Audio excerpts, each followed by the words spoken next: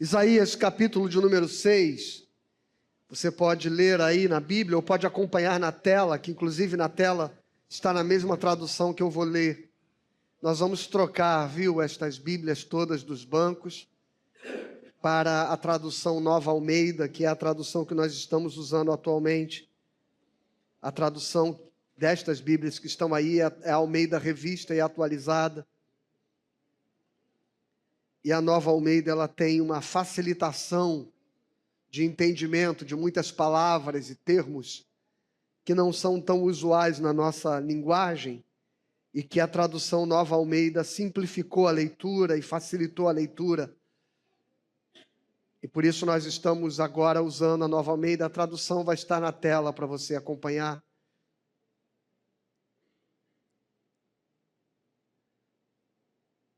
Eu vou me esforçar aqui porque eu esqueci meus óculos em casa. Então, vamos nessa.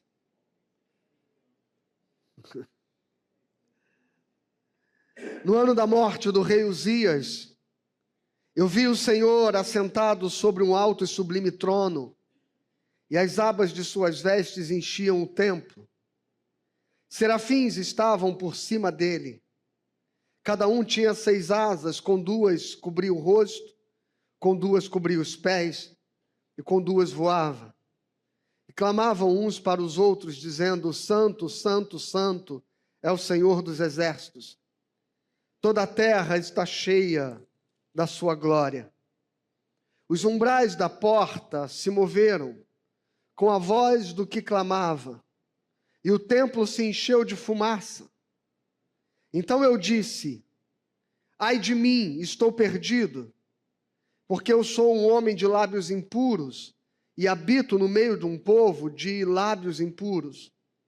E os meus olhos viram o Rei, o Senhor dos exércitos.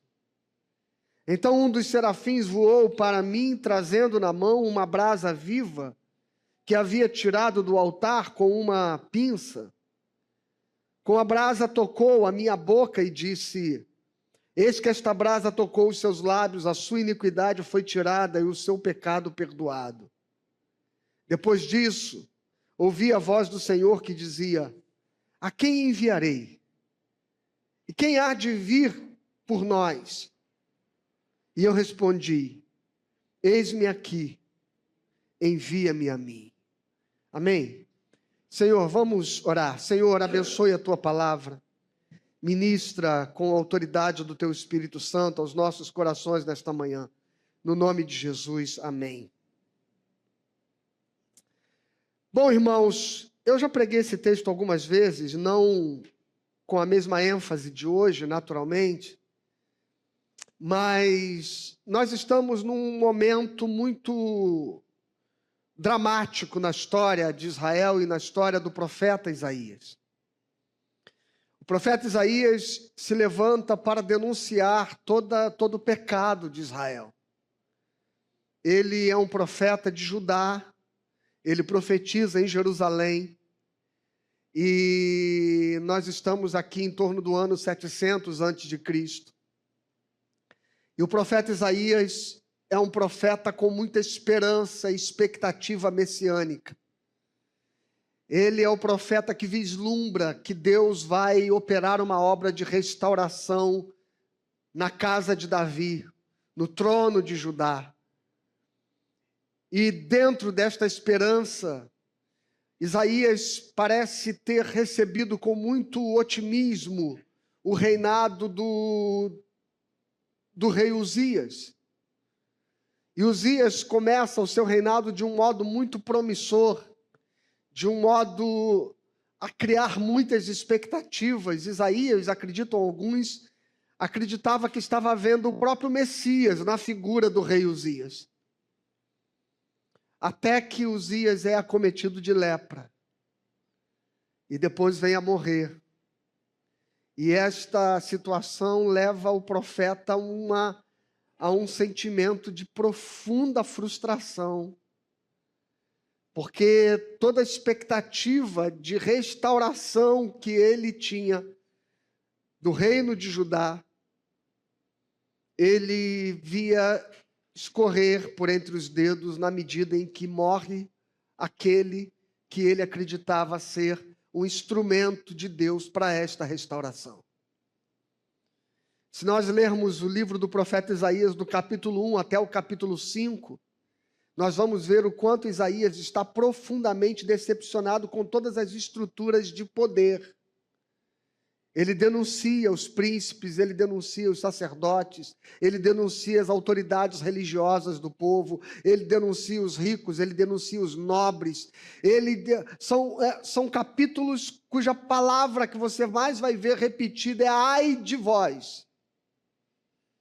Ai de vós, Isaías repete isso uma dezena de vezes, do capítulo 1 até o capítulo 5. Ai de vós, por causa da injustiça, por causa do pecado, por causa da opressão, por causa de toda a miséria, por causa de toda a dor que vocês estão causando ao povo. Ai de vós. Esta é uma palavra recorrente. E por isso que é frustrante para Isaías que Uzias, que parecia ser tão promissor, venha a morrer. E há um vácuo de esperança, há um vazio de esperança. É como se uma escuridão repentina se manifestasse sobre o povo de Israel e no coração do profeta.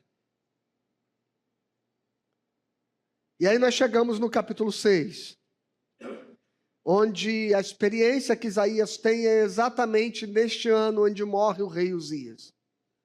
No ano da morte do rei Uzias. Veja, Isaías podia ter destacado o começo do reinado do sucessor de Uzias.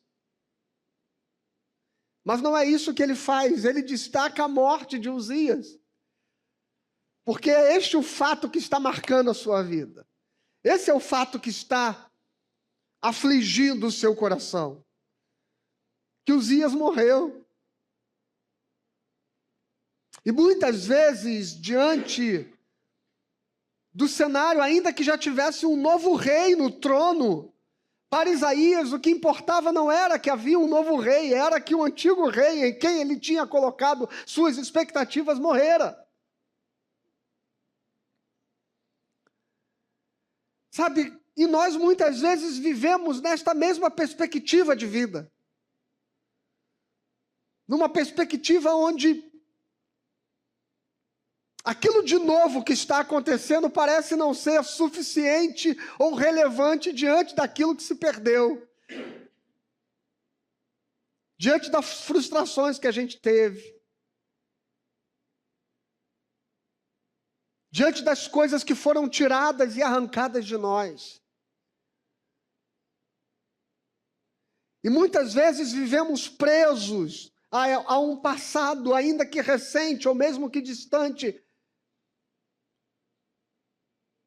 Porque o nosso coração parece que está vazio e nada consegue preencher aquele lugar. O novo rei parecia não conseguir preencher o vazio que havia ficado na expectativa e no coração do profeta em função da morte de Uzias. E é nesse estado de desesperança, e é nesse estado de frustração, é nessa sensação de abandono, é nesse estado de solidão.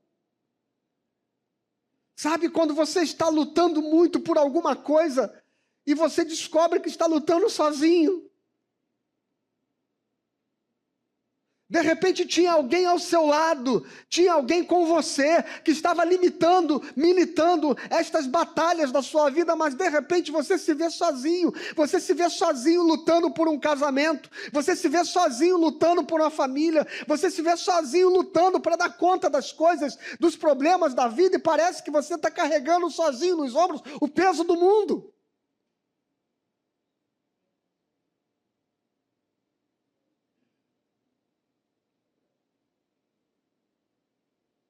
E agora? Quem poderá nos socorrer? Não tem o Chapolin Colorado.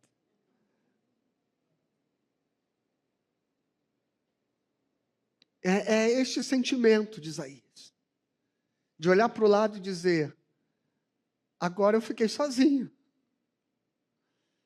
Uzias morreu.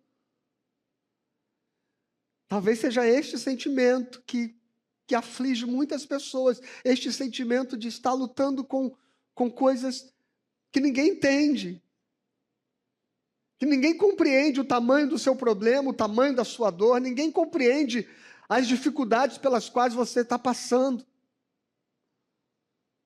E você ficou sozinho. E então nós vamos ao texto. E nós vamos encontrar a primeira lição que Isaías nos ensina neste encontro que ele tem com Deus. No ano da morte do rei Uzias. Tem uma canção bonita tocando aí.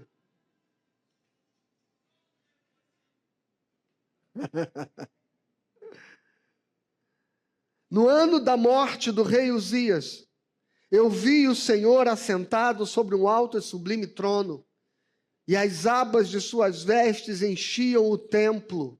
Aleluia. Serafins estavam por cima dele, cada um tinha 6 asas, com 2 cobria o rosto, com 2 cobria os pés e com 2 voava, e clamavam uns para os outros, dizendo: Santo, Santo, Santo é o Senhor dos exércitos, e toda a terra está cheia da sua glória. Aleluia. A primeira coisa que nós aprendemos com o profeta Isaías, no meio deste seu ambiente de solidão, no meio desse seu estado de frustração, no meio desta sua condição de desesperança, é que o trono nunca está vazio. Isaías olhava para um trono vazio, que era o trono de Israel. Porque ainda que tivesse um novo rei sentado lá, ele não via o rei que ele queria ver.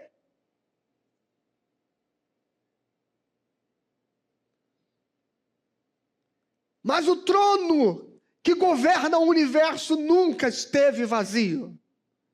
O Senhor reina e Ele sempre reina sobre a história. Deus nunca é surpreendido, não há vácuos da presença de Deus, não há vazios da presença de Deus, não há ausência de Deus. O Senhor rege o universo, o Senhor rege a criação, o Senhor rege a história, o Senhor controla as tempestades, o Senhor está no controle das situações da sua vida, o Senhor nunca abandonou você, o Senhor nunca deixou você sozinho. No ano que morreu o rei Uzias, no ano onde a minha esperança parece estar perdida, eu vi que o Senhor, Ele é o verdadeiro rei em quem eu devo colocar a minha esperança. Ele é a verdadeira força em quem eu devo me apegar. Ele é a verdadeira esperança que eu devo ter. Ele está no trono. Uzias não está mais no trono, mas o meu Deus está no trono. As situações visíveis parecem ter saído do controle, mas elas jamais saíram do controle de Deus. Ele continua reinando. Esta é a mensagem que Deus está enviando ao profeta Isaías. Eu continuo reinando. Os reis passam, as situações mudam, as circunstâncias variam. O estado das coisas muda, mas eu continuo governando a história. Então, meu irmão, minha irmã, não importa como a canção que cantamos e diante da qual oramos, não importa se nós estamos no mais profundo abismo, se nós estamos na escuridão, se nós estamos no deserto, se nós estamos no vale, ou se estamos nas montanhas, ou se estamos vivendo prosperidade e bonança, quaisquer que sejam as circunstâncias, quaisquer que sejam as situações, é o teu Deus que está no controle de tudo. Porque às vezes nós temos a sensação que o problema tomou conta da sua vida, que o problema tomou conta da sua história, que a sua vida está sendo pautada, determinada pela agenda de uma situação, mas é o Senhor que está no controle da agenda da nossa vida. É Ele que está no controle da agenda da nossa vida. Ele é o Senhor de toda a terra. Ele é o Senhor da história. Não temas, não temas. Deus não perdeu o controle. Eu perdi o controle muitas vezes da minha vida. Você pode ter perdido o controle das circunstâncias. Você pode não ter mais como saber, como resolver as coisas, mas Deus não perdeu o controle. Deus não perdeu o controle. Esta é a mensagem que ele está dando ao profeta Isaías. Eu estou sentado no trono, eu sempre estive aqui e eu sempre estarei aqui. Ele reina. Ele reina. E há um fragmento no final do verso 3 que sempre mexe muito com o meu coração, quando o profeta diz: toda a terra está cheia da sua glória. Aleluia. Toda a terra está cheia da sua glória. Meu irmão, minha irmã, nós temos sido levados equivocadamente a achar, muitas vezes, que o mundo pertence ao mal, que o mundo pertence ao maligno, que o mundo é do diabo. Mas não é. Satanás não está no controle deste mundo. Satanás não tem poder sobre este mundo. O mundo, enquanto seus sistemas, enquanto suas estruturas, ele jaz no maligno, ou seja, ele está morto. Ele está morto na escuridão e nas trevas. Mas o mundo não pertence a Satanás. Toda a terra está cheia da sua glória. Toda a terra está cheia da sua glória. Este mundo pertence ao nosso Senhor Jesus Cristo. E se haviam poderes que durante algum tempo na história pareciam controlar, pareciam governar e pareciam exercer poder e autoridade sobre este mundo, estes poderes foram destronados na cruz. Porque diz a palavra de Deus que na cruz ele triunfou. Na cruz ele triunfou sobre os principados e potestades e os despojou. Aleluia! Satanás foi vencido, Satanás foi subjugado aos pés do nosso Senhor Jesus Cristo, porque ele venceu na cruz do Calvário. Este mundo não pertence a Satanás, toda a terra está cheia da glória de Deus. Ainda que nós vejamos o mal, ainda que nós vejamos a morte, ainda que nós vejamos dores, porque o mundo, nas suas estruturas, nos seus poderes, nos seus sistemas, como eu já disse, ele está morto no maligno. Entretanto, ele não é governado pelo maligno, porque ele é governado pelo Senhor que está assentado no alto e sublime trono. Aleluia! No alto e sublime trono. E toda a terra está cheia da sua glória. Onde você estiver, saiba disso. Não é o diabo que governa aquele lugar.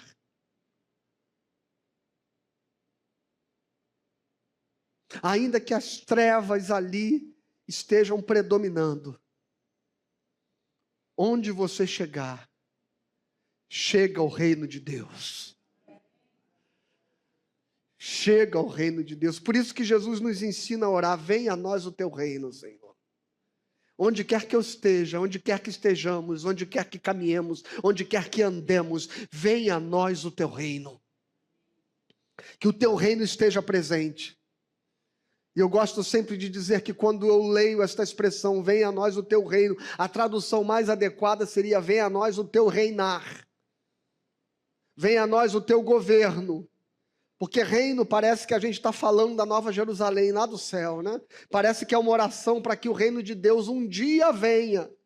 para que o reino de Deus um dia se manifeste. Mas quando o Senhor nos manda orar, venha o teu reino, não é para amanhã, é para o hoje, é para o agora, porque o Senhor reina e nós devemos viver sob a égide do reino de Deus. É o Senhor que reina, é o Senhor que está presente, é o Senhor que governa. Eu gosto muito de uma frase de um estadista holandês chamado Abraham Kuyper. E Abraham Kuyper um dia, e ele cristão que era, disse: não há 1 centímetro, escute isso, não há 1 centímetro em todos os domínios da nossa existência, sobre o qual Cristo, que é soberano de todos, não possa gritar: é meu. Aleluia. Não há 1 centímetro em todos os domínios da nossa existência sobre o qual Cristo, soberano de todos que é, não possa gritar: é meu. O Senhor Jesus Cristo declarou na cruz: todo o poder me foi dado. Na cruz ele assumiu isto. Todo o poder me foi dado nos céus e na terra. Não há 1 centímetro da história, não há 1 centímetro deste planeta, não há 1 centímetro da tua história sobre o qual Jesus Cristo não tenha declarado: pertence a mim. Tudo pertence a Ele. A sua vida pertence a Ele. E não há como se perder. Não há como nos perdermos quando entendemos que é Deus que está no controle. Não há como nos perdermos. Amém?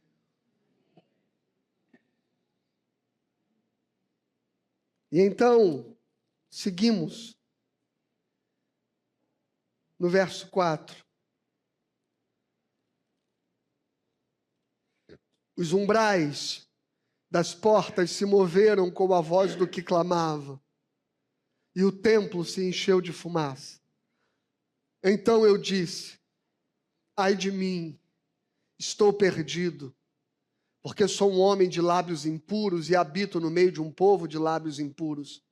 E os meus olhos viram o Rei, o Senhor dos Exércitos. A primeira coisa da qual falamos é que diante do trono de Deus, nós descobrimos que Ele é o Senhor de toda a terra. A segunda coisa que nós aprendemos com esse texto é que diante do trono de Deus, nós nos constrangemos. Nós nos constrangemos. Lembra que eu falei que do capítulo 1 ao capítulo 5, Isaías diz: ai de vós, ai de vós, ai de vós, ai de vós. Quando chega no capítulo 6, que ele está diante da santidade de Deus,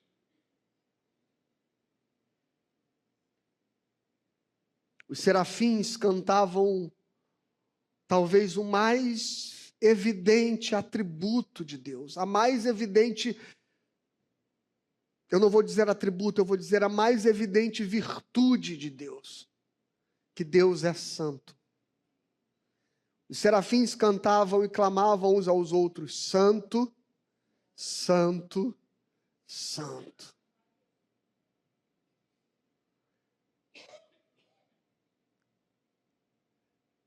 Eu fico imaginando quantos adjetivos poderiam ser atribuídos a Deus. Diante da sua glória, da sua majestade, da sua beleza, da sua grandeza,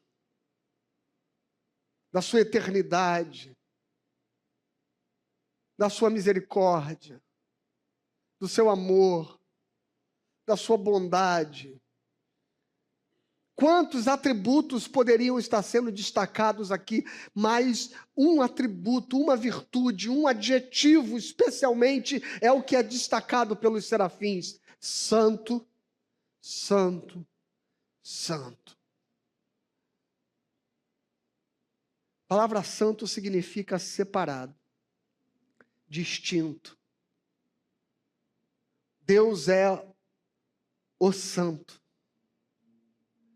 Deus é o totalmente outro. como nós diríamos numa linguagem da filosofia, Deus é o totalmente outro. Ele é o ente santo. O que se manifesta diante de Deus é a perfeição, é a sublimidade, é a excelência do seu caráter. O que se manifesta diante de Deus aos serafins é o modo como ele se distingue de toda e qualquer outra coisa que possa existir. Ele é santo. É tão diferente de tudo que eu me arriscarei a dizer aqui. E quero que você compreenda que todas as coisas existem, mas Deus não existe.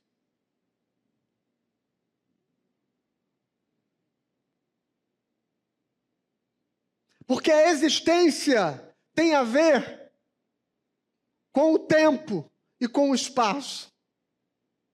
Todas as coisas existem porque foram criadas. Mas Deus não existe porque Ele é. Deus é.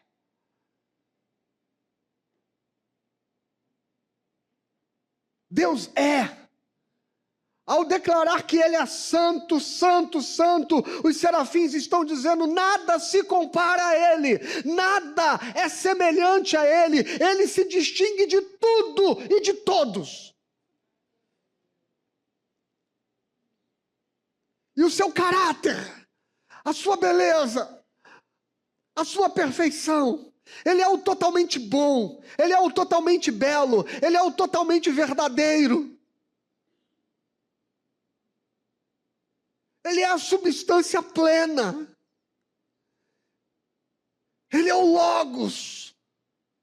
Ele é tudo. Ele é santo. Ele é santo. Ele é santo. E diante desta perfeição, é diante desta perfeição que o profeta está. É diante dessa perfeição que nós estamos hoje. É diante desta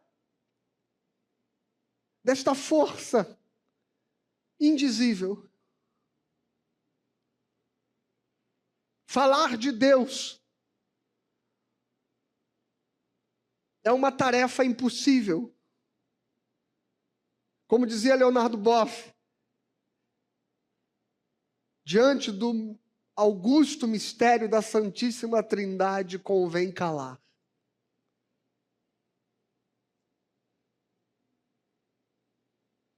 Porque falar de Deus é a tentativa de atribuir palavras àquele para a qual nenhuma palavra é suficiente. As palavras, diz o teólogo, elas se emudecem nos lábios. Os pensamentos silenciam na mente. E a única coisa que nos sobra é que os joelhos se dobrem em adoração. Agora, aquele profeta que disse: ai de vós, ai de vós, ai de vós. Ele está diante do santo. E diante do santo ele diz: ai de mim. Nós deveríamos nos tornar cada dia mais envergonhados, quanto mais nos aproximamos de Deus. Eu tenho visto tantas vezes como o religioso, ele vai se tornando para os outros uma pessoa soberba. Ele vai assumindo diante das pessoas um comportamento como se ele fosse melhor.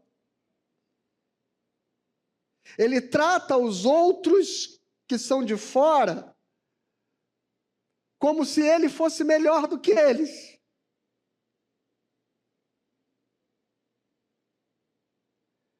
Quando, na verdade, a nossa condição deveria ser de profunda vergonha. Porque estar diante de Deus nos dá consciência de quem nós somos. Estar diante do Santo nos dá consciência do quanto nós somos pecadores.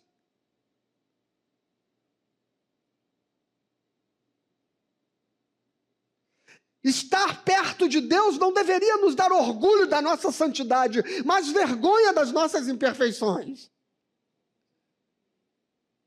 Estar diante de Deus não deveria nos levar a um estado de nos sentir melhores do que alguém. Pelo contrário, eu entendo quando o apóstolo Paulo diz: eu sou o principal dos pecadores. Sabe por quê, irmãos?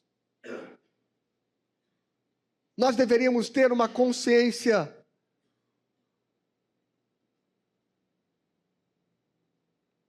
envergonhada e não orgulhosa. Porque as pessoas que estão pecando no mundo, elas estão perdidas em trevas. Elas não têm consciência da verdade. Elas não são habitadas pelo Espírito Santo de Deus, santificador. Elas não são habitadas por aquele poder que nos dá consciência do pecado, da justiça e do juízo. São ignorantes. Desconhecem. Não foram tocadas por esta santidade.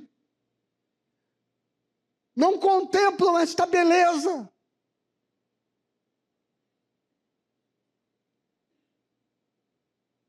E ainda assim é possível que muitas delas vivam vidas moralmente e eticamente corretas.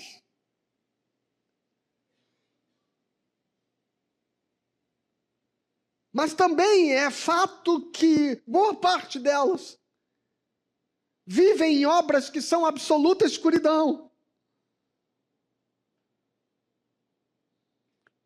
Mas quando eu me coloco diante de um pecador que está no mundo, eu não me vejo melhor do que ele, eu me vejo pior. Porque quando eu olho para o fato, quando eu me atento para o fato de que em mim habita o Espírito Santo de Deus, de que aconteceu em mim uma obra de regeneração, de que eu fui alcançado pela graça salvadora do nosso Senhor e Salvador Jesus Cristo, de que eu fui visitado por aquele que é santo, e que Ele habita dentro de mim, e ainda assim, eu sou tão imperfeito e pecador, isso me coloca numa condição onde eu me sinto muito pior do que aquele que está no mundo em trevas, porque ele não tem as ferramentas espirituais que eu tenho.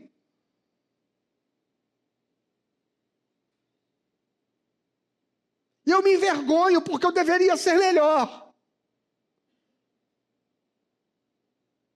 Eu me envergonho porque eu me vejo muito mais parecido com eles do que parecido com o santo.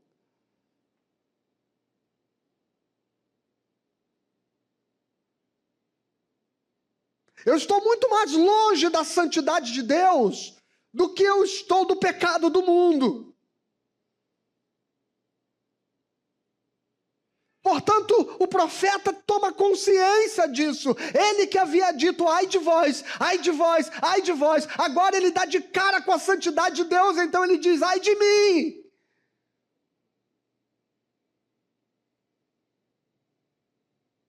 E ele descobre que ele não é tão diferente de todos aqueles a quem ele acusa. Veja que as palavras dele são: eu sou um homem de lábios impuros e habito no meio de um povo de lábios impuros. Eu sou gente como essa gente, eu sou pecador como os pecadores, eu sou falho como aqueles que falham, eu sou frágil como aqueles que são frágeis, eu sou fraco como os fracos, eu estou muito mais perto desta gente do que eu acreditei que estivesse de Deus.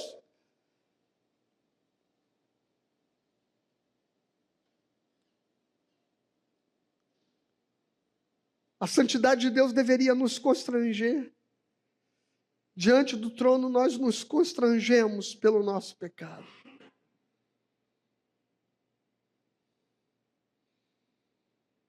Mas há um milagre que acontece diante do trono de Deus. Eu lembro que uma vez eu estava ouvindo o reverendo Antônio Carlos Costa fazendo uma exposição sobre o grande debate que acontece entre tradicionais e pentecostais sobre a teologia do batismo com o Espírito Santo. E o reverendo Antônio Carlos dizia: eu posso descrever a minha experiência com o Espírito Santo de uma forma. Quando eu fui batizado pelo Espírito Santo. E ele disse: eu sei que eu chorava muito. Eu chorava muito. Porque fui tomado ao mesmo tempo. Veja que coisa mais tremenda. Eu fui tomado ao mesmo tempo por uma profunda consciência de pecado. É isso que está acontecendo com o profeta. Ele é tomado por uma profunda consciência de pecado, que nos leva a chorar envergonhados, constrangidos, quebrantados. E ele dizia: ao mesmo tempo eu chorava de alegria. Porque na mesma medida que me vinha a consciência dos meus pecados, me vinha naquele momento pelo Espírito Santo uma consciência plena de perdão. E essa é a terceira coisa que eu quero ler com você. No verso 6. Então um dos serafins voou para mim, trazendo na mão uma brasa viva que havia tirado do altar como uma pinça. E com a brasa tocou a minha boca e disse: eis que esta brasa tocou os seus lábios. Lê comigo esta frase em voz alta. A sua iniquidade foi tirada e o seu... O salmista Davi diz: bem-aventurado o homem cujo pecado é perdoado e cuja iniquidade é encoberta. Bem-aventurado o homem que, sendo pecador, sabendo-se pecador, estando pecador, tendo consciência do seu estado de pecado, Deus não lhe imputa o pecado.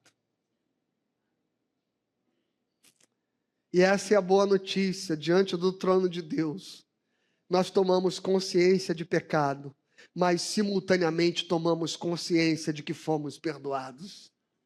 Oh, aleluia! O que muda é que a nossa consciência de pecado, a consciência de que somos pecadores, não nos leva a um estado de derrota, não nos leva a uma condição de culpa,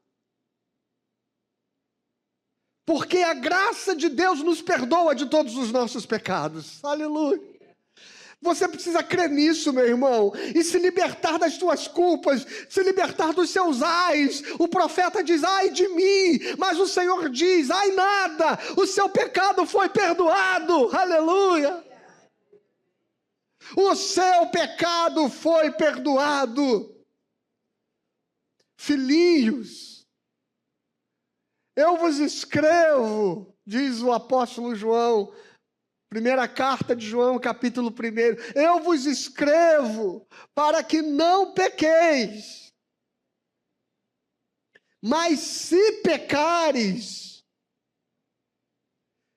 tens um advogado que intercede por vós. Aleluia. Jesus Cristo é seu advogado. Jesus Cristo é seu advogado.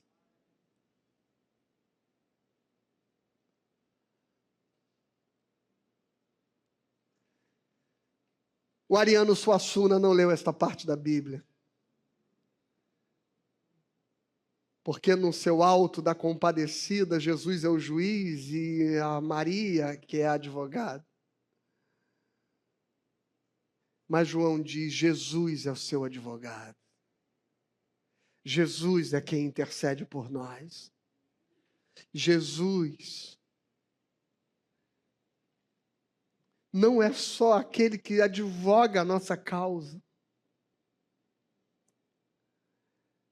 mas é aquele que paga a nossa fiança. É aquele que paga o preço. É aquele que toma sobre si a nossa culpa. Tens um advogado. Tens um advogado.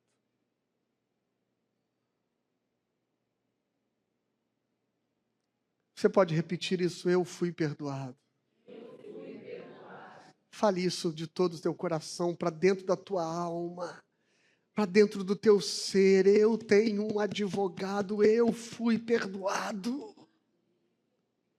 Eu sou imperfeito, eu sou falho, eu sou pecador, mas eu fui perdoado. Eu fui perdoado. Porque sem esta consciência a gente não é capaz de seguir em frente. Sem esta consciência nós não somos capazes de responder os desafios da vida.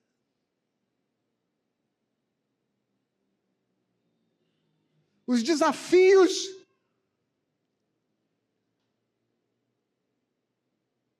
para os quais o Senhor te chamou.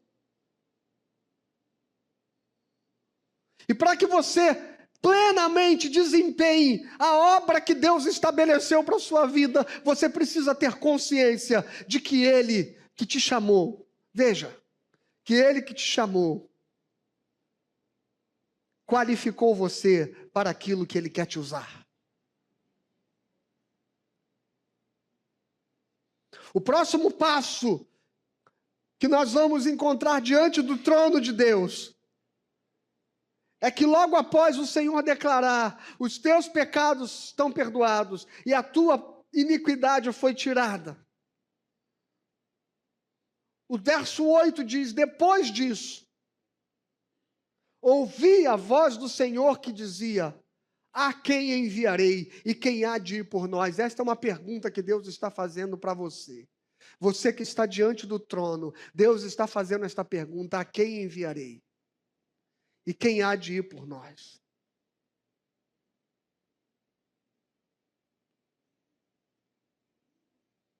E qual é a resposta que você tem para dar? Qual a resposta você tem para dar? Eu não sou capaz? Eu sou imperfeito? Eu sou pecador?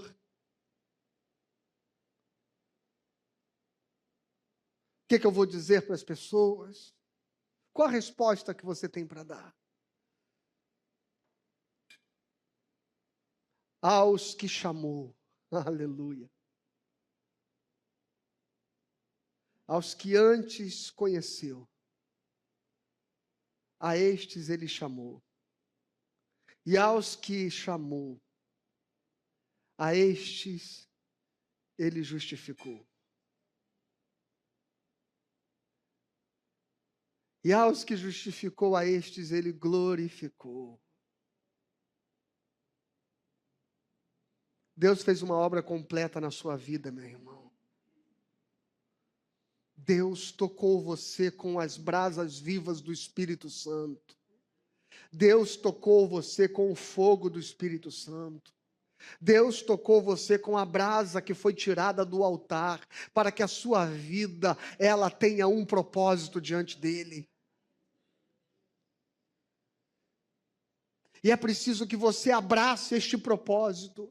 E é preciso que você largue as suas culpas. E é preciso que você deixe o seu passado. E é preciso que você deixe as suas inseguranças, para que você, diante do trono de Deus, responda esta pergunta: a quem enviarei? Quem há de ir por nós? Diz o Senhor. Qual é o seu lugar no reino de Deus? Qual é o propósito da sua vida na missão de Deus?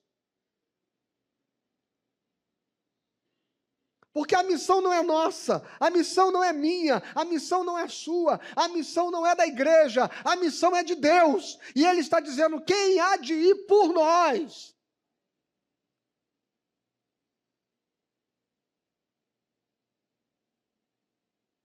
Diante do trono de Deus nós encontramos uma vocação.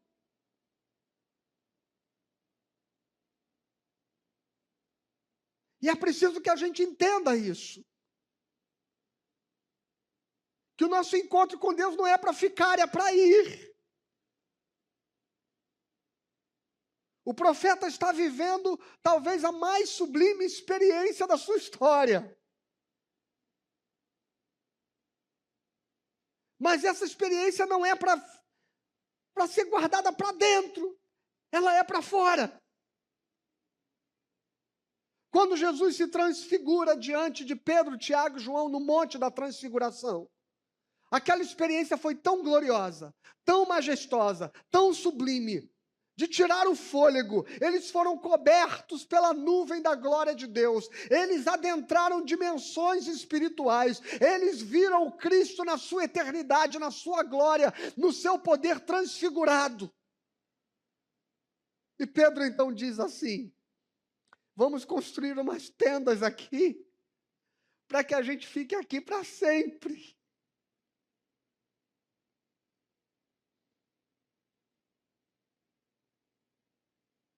Irmãos, às vezes o culto é um lugar tão abençoado para a minha vida. Às vezes o culto é um lugar de tanto prazer, de tanto regozijo, de tanto gozo. Quando eu adorava agora aqui, com os meninos tocando, cantando, meu coração se elevava a um lugar tão sublime, que a vontade que eu tenho é de morar aqui.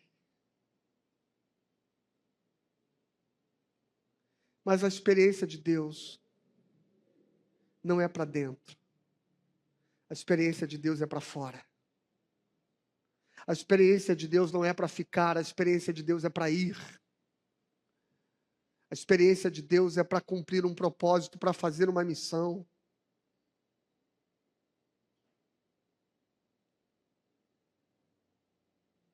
Deus não está muito interessado nessa experiência que você tem quando está aqui. Deus está interessado na experiência que você vai manifestar quando está lá fora. Que tipo de cristão você é? Que tipo de cristão você vai ser? Que tipo de luz vai brilhar na escuridão deste mundo?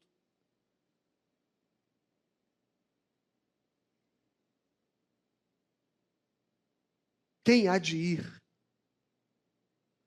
Deus não está dizendo quem vai vir para o culto. Quem vai estar na igreja no domingo. Deus está dizendo quem há de ir. Onde você está exercendo sua missão? Onde você está exercendo e manifestando a pregação e a proclamação do Evangelho de Jesus? A quantas pessoas você está levando esta mensagem? A quantas pessoas, com quantas pessoas você está repartindo e dividindo essa experiência de Deus que você tem tido? Quantas pessoas têm sido apresentadas a este Deus Santo através da sua vida?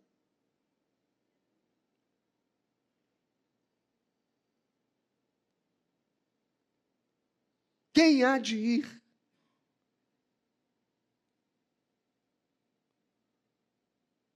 E o profeta responde: Senhor, eis-me aqui, envia-me a mim. Eu gosto dessa resposta, porque ela não transfere responsabilidade.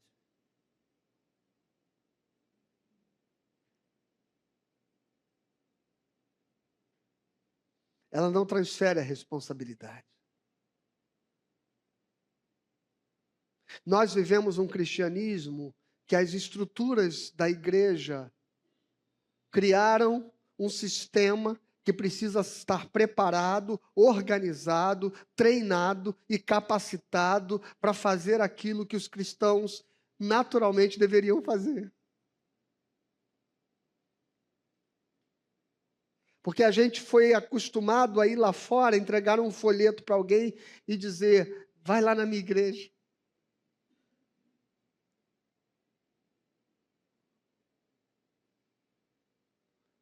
Como se a pessoa, para ser evangelizada, ela tivesse que vir aqui.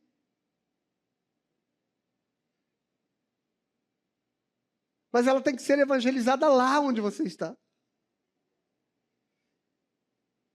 E quem? Quem? Quem adia? Quem vai pregar? Quem vai falar? Quem vai discipular? Quem vai evangelizar? Quem? Quem? Não é Raimundo Nonato, é você. E o profeta não diz, é Miqueias. Porque Miqueias era um outro profeta contemporâneo de Isaías. Enquanto Isaías pregava mais próximo ao palácio, Miqueias pregava mais próximo ao campo. Quem adia? Isaías diz, eis-me aqui, envia-me a mim. Não é o pastor, irmãos. Não é o pastor que tem que fazer a igreja crescer. Não é o pastor que tem que criar estratégias de evangelização, programas evangelísticos. Ah, isto funciona? Funciona. Funciona. Igrejas crescem com programas. Programas de discipulado, programas de célula, programas de pequenos grupos, programas.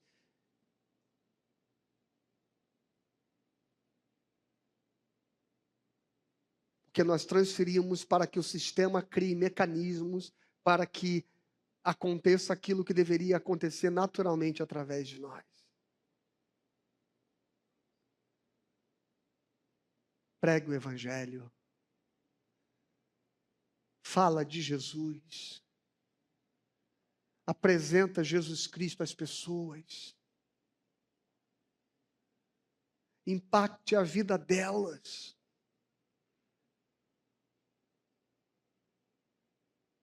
Não importa.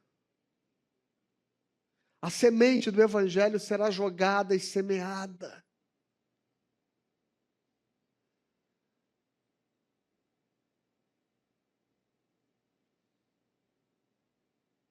A sua vida vai marcar e vai impactar a vida de alguém.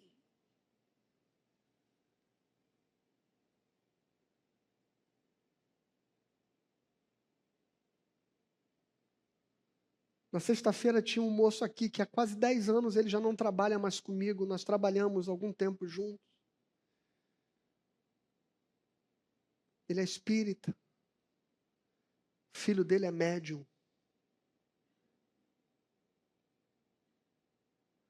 E eu fiquei muito satisfeito de vê-lo aqui.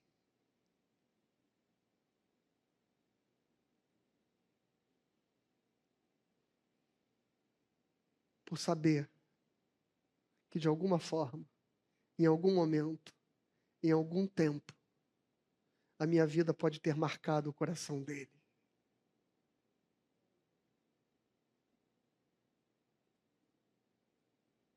Porque não há outro assunto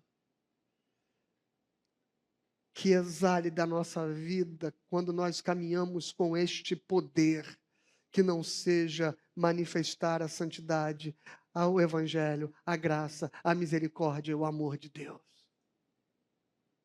A sua ética vai se destacar. A sua ética vai se destacar. O seu caráter vai marcar o lugar onde você vive.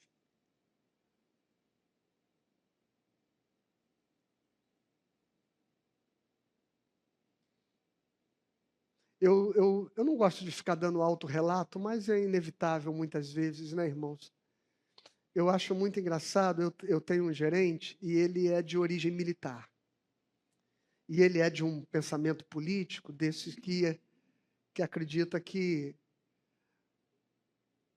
bandido bom é bandido morto, né? E ele é dessa linha. E toda vez que alguém está comentando alguma tragédia, alguma violência, alguma coisa que aconteceu na cidade, ele levanta e diz assim, a gente sabe como resolver esse problema. Aí ele brinca e diz assim, Mas o Fabinho não deixa. Libera aí, Fabinho. Ele é meu chefe.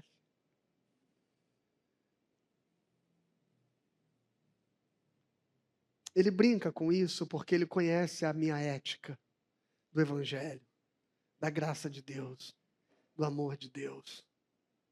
Ele conhece quais são os meus princípios de justiça, quais são os meus valores, quais são os critérios que pautam a minha vida. E estas coisas influenciam todo o ambiente onde a gente convive.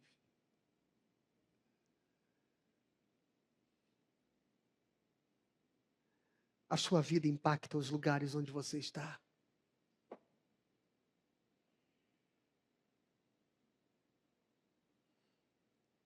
A sua vida é luz, assim, na escuridão.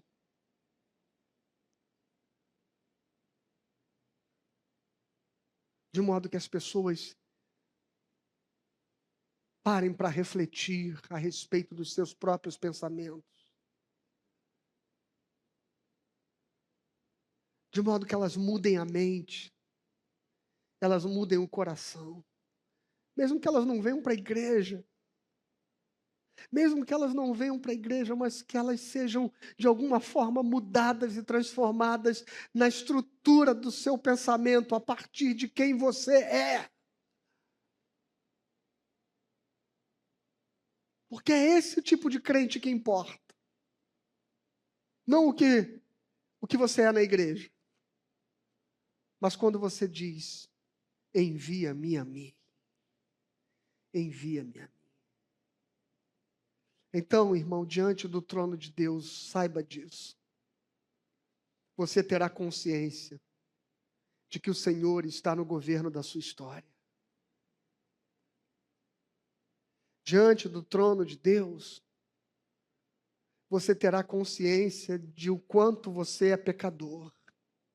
Mas também você terá consciência do quanto você já foi perdoado. E diante da consciência de que Deus te perdoou, de que Ele libertou você do seu passado, Ele vai vocacionar você. E Ele vai chamar você para cumprir um propósito. E diante desse propósito, Ele aguarda que você dê uma resposta. Senhor, eis-me aqui, envia-me a mim. Eis-me aqui, envia-me a mim. É com você que Deus conta, meu irmão. Não é com quem está do seu lado, é com você. Não é com o pastor, é com você. Esta pergunta é para você. A quem enviarei? A quem enviarei? Que Deus abençoe a sua vida em nome de Jesus.